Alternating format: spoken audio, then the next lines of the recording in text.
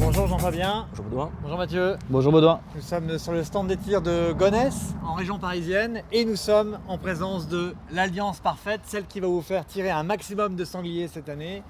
Et c'est un jour particulier parce que c'est ma carabine qui vient d'arriver, donc je vais pouvoir la tester aujourd'hui, et surtout je vais pouvoir la tester très bientôt à l'approche. J'espère que ça donnera du résultat. Mais avant de chasser à l'approche, cette année on va également chasser en battu. On a un sanglier courant qui est ici. Donc là c'est la RXLX Fantôme. Tout à fait. Pourquoi Fantôme? Pourquoi une nouvelle RXLX et en quoi elle est différente des autres RX qu'on peut trouver aujourd'hui sur le marché? Eh bien en fait Baudouin, cette carabine en fait est une évolution de la Kyler qui avait en fait une couleur plutôt marron. Celle-ci a un gris anthracite. Elle est en soft touch qui permet une meilleure prise en main, notamment lors des journées plutôt humides à la chasse. Elle est livrée avec un busc réglable, ce qui permet de monter un optique plus aisément.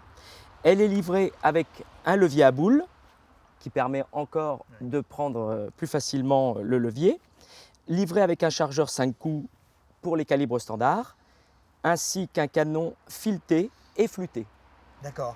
Le principe du busc réglable, c'est que le chasseur peut lui-même modifier et changer et adapter son busc, ou est-ce qu'il doit automatiquement le faire auprès de son armurier? Alors, il vaut mieux le faire chez l'armurier, car vous avez un système de molette ici, qu'on ôte une fois que le réglage est effectué par l'armurier et remplacé par 2 vis BTR. Comme ça, effectivement, l'arme est à la cote du chasseur, mais bien préparée par un professionnel. D'accord, ok.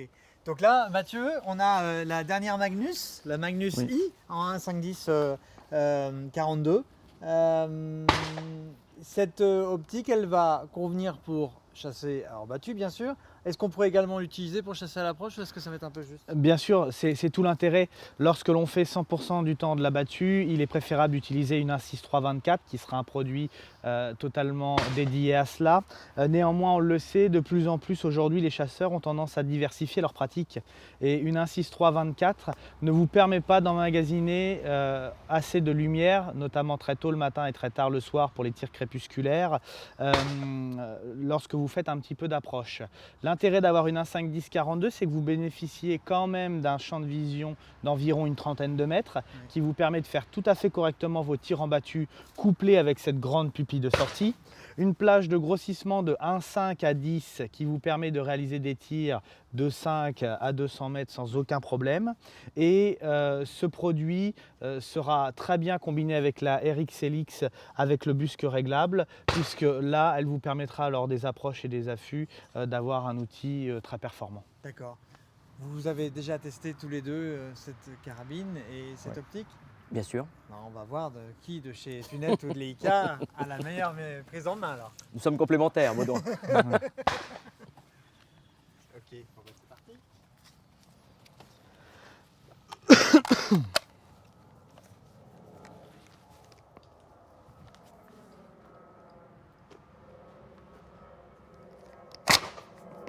Oui.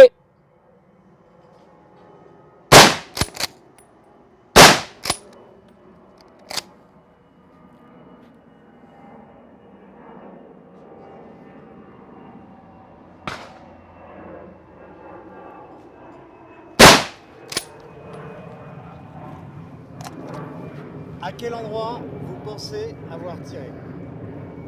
Dans le premier tiers Dans le premier tir. de la cible.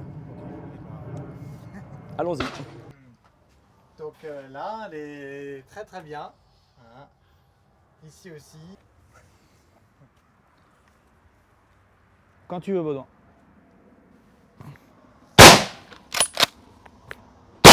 Oula.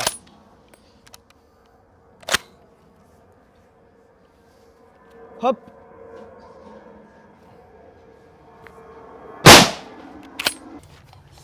Vous avez tiré tous les deux. Je fais un petit constat. J'ai l'impression que les balles sont beaucoup plus devant sur cette partie-là. Alors peut-être aussi parce qu'il y a eu le premier effet de l'entraînement de la première fois, je dirais. Mais j'ai l'impression, et particulièrement pour les balles de Mathieu, que tes impacts sont vraiment globalement centrés sur la tête de l'animal Pour quelle raison? À quel endroit est-ce que tu tires? Tu vas vraiment tirer dans cette largeur-là? Ou est-ce que tu vas réussir à prendre de l'avance? Comment est-ce que tu peux qualifier le tir que tu viens de faire en tirant comme ça, quasiment pleine tête en fait? Alors, tout simplement, le fait d'avoir la RX avec lequel ça va assez vite et le champ de vision qui est assez important dedans. L'axe horizontal du réticule sert à prendre la hauteur de l'animal qui nous intéresse et ensuite on lâche la balle au moment souhaité. Les balles de groin sont pas tellement intéressantes, donc c'est pas une volonté de ma part. Simplement, la volonté est au moment du swing d'atterrir dans le premier tiers de l'animal. Après, qu'elle atterrisse dans la tête est bien lorsque c'est au niveau du cerveau. Je suis moins content quand je me rends compte que c'est au niveau de la mâchoire ou du groin parce que c'est pour moi pas un bon tir. Mais vaut mieux les mettre dans le premier tiers de l'animal qu'au contraire dans le tiers arrière. En général, quand on est en battu, sur quel grossissement est-ce qu'il faut, il faut se mettre lorsqu'on peut tirer, je sais pas, en moyenne jusqu'à 50-80 mètres?